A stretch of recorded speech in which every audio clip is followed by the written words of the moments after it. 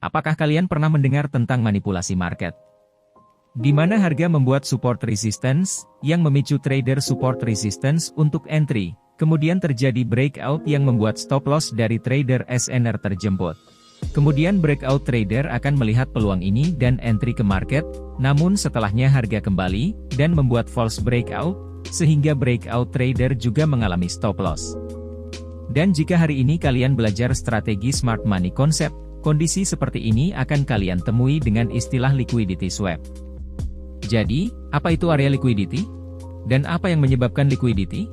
Dan bagaimana cara kita memanfaatkan area liquidity sebagai tambahan influen pada strategi supply demand kita? Halo teman-teman semua, selamat datang kembali di channel Forex Sarjana. Pada kesempatan kali ini kita akan membahas area liquidity, dan cara memanfaatkannya dalam strategi supply dan demand kita. Jadi, langsung saja kita mulai materi ini. Pertama, kita akan memandang liquidity dari kacamata trader smart money concept. Jadi, katakanlah di sini kita menemukan area supply demand yang kuat, yaitu order block yang disusul area imbalan, dan terjadi break of structure. Jadi, area liquidity terjadi saat di mana harga membentuk support resistance sebelum harga menyentuh area supply demand atau order block kita. Di sini kita bisa berasumsi, saat harga membentuk support resistance, trader yang menggunakan strategi support resistance akan melakukan transaksi pada area ini dan meletakkan stop loss di area ini. Kemudian harga breakout dan menyentuh stop loss dari trader support resistance. Dan saat harga terjadi breakout, kondisi seperti ini akan memicu breakout trader untuk entry pada area ini dan meletakkan stop loss pada area ini. Kemudian, harga berbalik dan mengambil stop loss dari breakout trader. Kemudian, harga bertemu kembali dengan area support resistance, dan memicu trader support resistance untuk entry. Setelahnya, harga kembali terjadi breakout dan terkena stop loss. Dan saat ini terjadi, breakout trader akan melihat peluang ini dan kembali entry pada area ini. Kemudian harga berbalik lagi dan mengenai stop loss dari breakout trader. Dan inilah yang disebut liquidity swap, di mana harga mengambil stop loss dari retail trader. Dan setelah selesai mengambil stop loss liquidity dari retail trader, harga akan kembali menyentuh area supply demand untuk mengambil order dari institusi sebelum melanjutkan tren utamanya.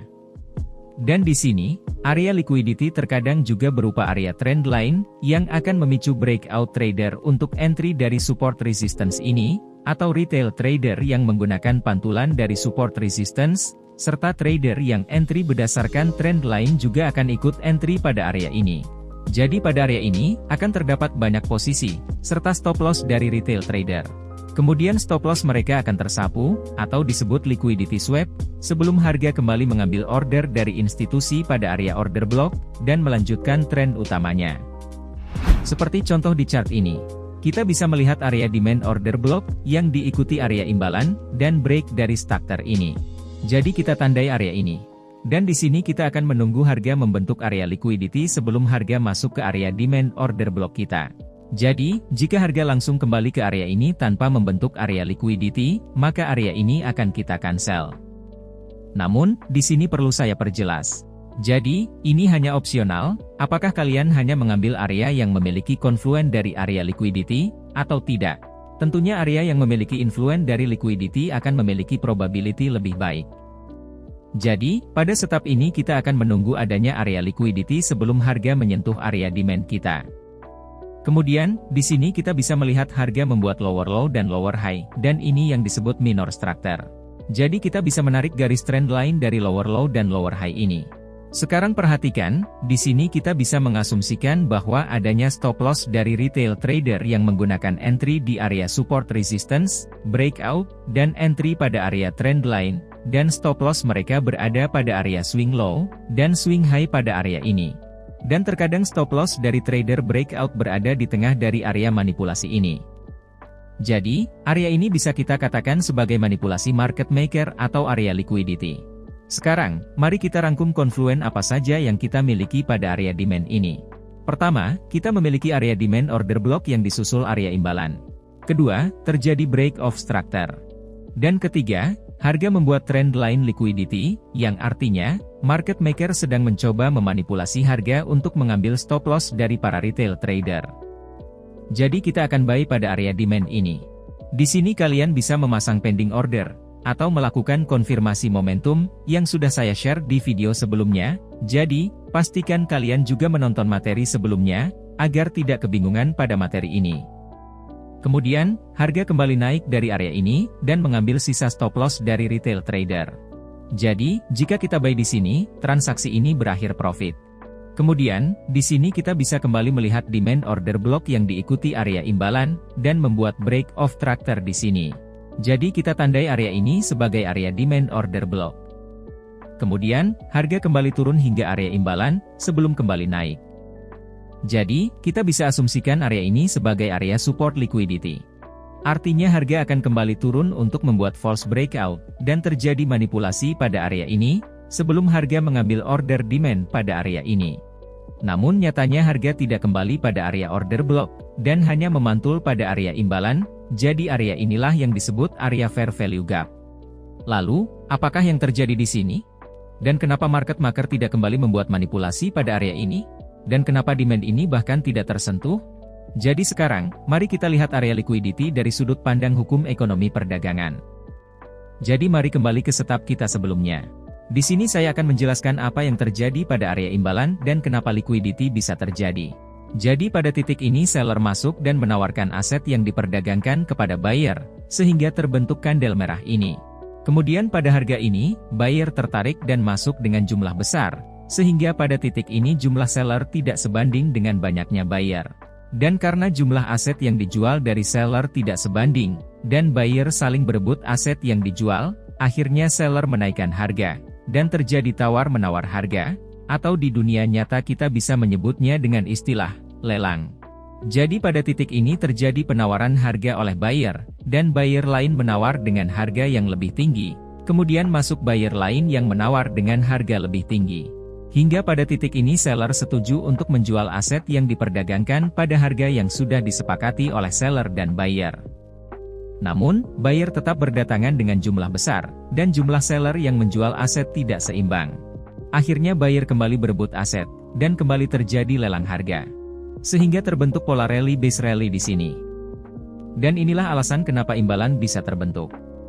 Kemudian perhatikan, saat harga turun, harga akan bertemu buyer yang sebelumnya menawar harga. Dan saat itu terjadi, buyer yang sebelumnya menawar harga pada area ini dan belum mendapatkan barang, akan kembali masuk, dan berebut untuk membeli aset, sehingga harga kembali naik. Dan sampai di atas, seller atau buyer yang sudah memiliki aset tertarik untuk menjual asetnya pada area ini. Dan karena pada area ini order buy sudah habis, dan seller berdatangan, maka harga akan turun. Dan disinilah proses terbentuknya area liquidity, atau ada yang menyebutnya front running dari institusi, di mana terjadi berebut beli, yang menandakan area ini adalah area demand yang kuat. Dan saat harga masuk ke area ini, harga akan bertemu dengan demand yang ingin membeli pada range harga ini. Dan ingat, titik ini adalah titik awal terjadinya aksi tawar-menawar dari buyer. Dan seperti hukum ekonomi, semakin rendah harga, maka buyer akan semakin banyak, dan seller semakin sedikit. Jadi, pada titik ini buyer dari masa lalu yang belum mendapatkan barang akan kembali masuk dengan volume besar, dan akhirnya kembali terjadi berebut beli, yang membuat jumlah seller tidak seimbang, akhirnya harga kembali naik. Dan itu juga alasan kenapa pada area imbalan ini, harga langsung berbalik tanpa membuat manipulasi, dan tidak kembali ke area demand ini. Karena pada area imbalan ini terjadi lelang, atau penawaran dari buyer, atau istilahnya willing buyer yang sangat besar. Sehingga saat harga kembali ke area ini, buyer yang sebelumnya menawar pada harga ini kembali masuk, dan menghabiskan semua aset yang dijual oleh seller. Sehingga buyer yang berada pada demand ini tidak kebagian aset untuk dibeli. Dan ini yang dinamakan fair value gap. Kemudian, di sini harga kembali membuat break of tractor. Dan di sini kita bisa melihat area order block dan RBR, yang diikuti area imbalan. Jadi, kita tandai dua area ini. Kemudian harga langsung kembali ke area RBR ini. Dan ingat, kita hanya mau harga membentuk area liquidity, sebelum kembali ke area demand kita. Jadi, area RBR ini akan kita cancel, karena harga langsung kembali masuk, tanpa membuat liquidity. Kemudian, kita bisa melihat harga naik turun dari area ini, dan membuat support pada area ini. Menandakan buyer berebut beli pada area ini. Artinya, saat harga menyentuh area order block kita, harga bisa disebut harga sangat murah, karena buyer berebut pada area ini, hingga membentuk support. serta terjadi imbalan, yang menandakan adanya aksi tawar-menawar yang sedang terjadi, karena jumlah demand yang terlalu banyak. Jadi, mari kita rangkum yang kita miliki di sini. Pertama, area order block mampu membuat imbalan. Kedua, terjadi break of tractor. Ketiga, harga membentuk area liquidity atau area front running institusi. Jadi kita akan buy pada area ini. Kalian bisa menggunakan pending order, atau entry momentum di time frame rendah, seperti pada materi kita sebelumnya. Dan harga memantul tepat dari order block ini. Sekarang untuk posisi sell.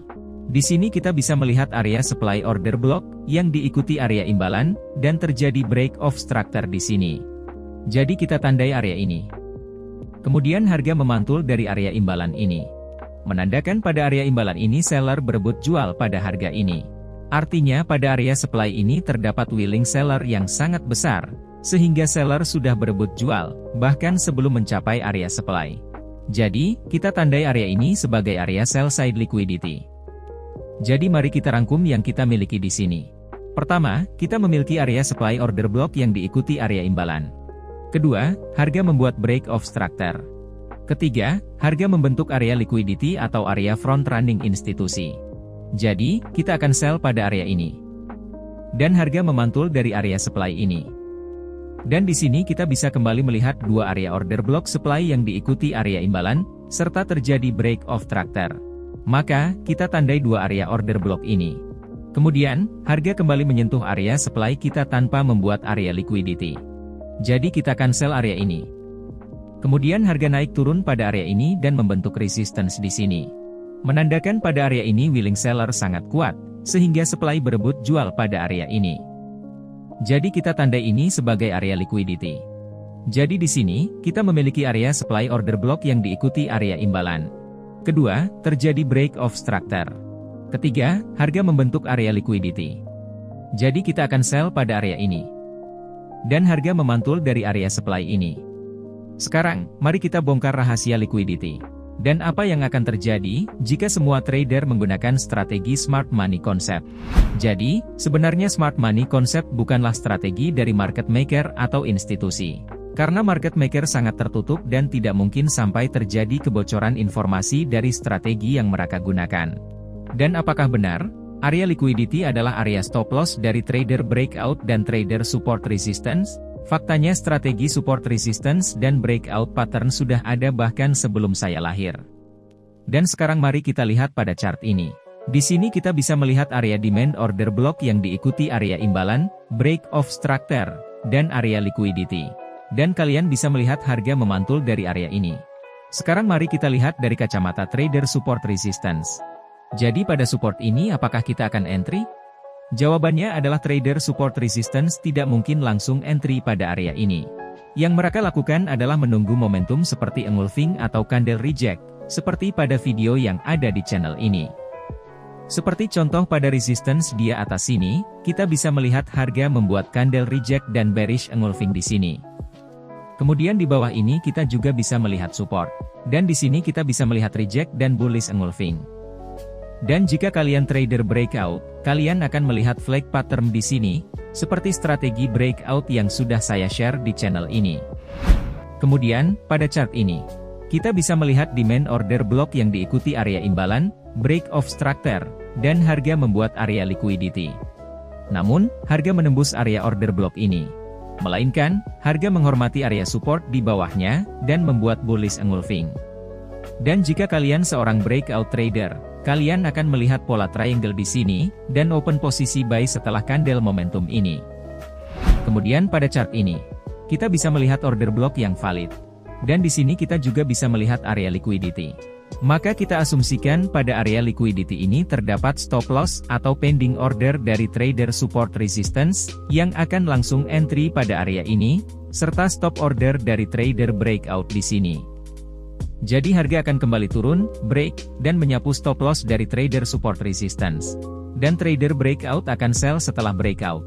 Kemudian, harga menyentuh area demand dari market maker, kemudian kembali naik, sehingga terjadi false breakout dan menyapu stop loss dari breakout trader. Sekarang perhatikan, harga tidak pernah menyapu area liquidity ini dan terus naik. Lalu, kenapa market maker tidak melakukan manipulasi dan menyapu order retail trader di sini? Apakah mereka lupa? Jika kita menganut front-running institusi, maka penjelasannya adalah, pada area imbalan ini, buyer berebut beli, dan jumlah seller hanya sedikit, sehingga terjadi proses lelang atau tawar-menawar harga, yang menyebabkan area imbalan, atau area ketidakseimbangan. Dan saat harga kembali ke area ini, buyer yang melakukan penawaran pada area imbalan ini akan kembali membeli dengan volume besar, hingga tidak menyisakan aset untuk buyer yang mau membeli pada area di bawah ini. Dan ini bagi saya cukup masuk akal. Karena dulu sebelum adanya broker atau MetaTrader, trader forex melakukan perdagangan di money changer dan membeli mata uang, ataupun gold dalam bentuk fisik. Dan saat kita memegang aset dalam bentuk fisik, maka, di mana order stop loss kita? Dan apakah harga tidak bergerak karena tidak adanya order stop loss dari retail trader? Jadi, tanpa adanya retail trader seperti kita yang melakukan buy dan sell, serta melakukan stop loss pada broker atau aplikasi MetaTrader, harga akan tetap bergerak. Karena akan terus terjadi pertukaran mata uang di muka bumi, yang disebabkan oleh transaksi perdagangan, keluar masuknya investor, aktivitas tukar-menukar mata uang pada money changer, berubahnya kebijakan ekonomi suatu negara, kondisi politik, hutang piutang, dan aktivitas ekspor-import dari suatu negara, serta ada banyak faktor lain. Melihat banyaknya faktor penggerak harga, menyebabkan tidak satupun manusia di muka bumi bisa memprediksi, dan menggerakkan market sesuka hati, termasuk market maker. Lalu apakah market maker, seperti bank besar selalu profit, dan tidak pernah melakukan cut loss pada suatu aset? Untuk penjelasannya kalian bisa menonton film, yang berjudul Margin Call. Dan jika tidak ada kepastian di market, lalu, apa yang harus kita lakukan sebagai retail trader? Jawabannya adalah, tetap konsisten pada strategi kalian, dan selalu gunakan money management yang sehat. Karena apapun strategi yang kalian gunakan, baik itu strategi breakout, support resistance, order block, supply demand, price action, maupun trader dengan strategi indikator, akan tetap ada hari di mana kita profit, dan ada hari di mana kita loss. Karena trading adalah tentang probability. Jadi, saya rasa itu dulu untuk materi kita kali ini, dan semoga pengetahuan kalian semakin bertambah, dan semakin mengenal market dengan lebih baik. Dan sudah saya berikan materi ini secara gratis, jadi sebagai gantinya, sisihkan waktu kalian untuk klik like, subrek, dan nyalakan loncengnya, agar saya bahagia. Dan sebagai gantinya, akan selalu ada video terbaru dari channel ini. Terima kasih telah menonton hingga akhir dan sampai jumpa di video selanjutnya.